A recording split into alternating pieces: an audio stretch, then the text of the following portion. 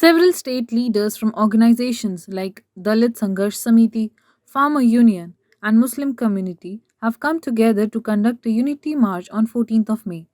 The march aims at promoting peace and harmony among all religions owing to the rising communal tensions in the state. So on May 14th, we've organized the Unity March and the Harmony Convention. It's a state level convention.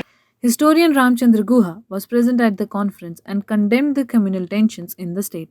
ये जो समाज का बंटवारा करना चाहते हैं तो इससे आप आर्थिक स्थिति देखिए, समाज को साथ ले जाइए और शांति की बात कर रहे हैं, भाईचारे की बात कर रहे हैं, उनको यूएपीए के अंदर डाला जाता है और ये जो हमारे जो ये सब झगड़ा कर रहे हैं, गुंडागिरी कर रहे हैं सड़कों पे ये घूम रहे हैं.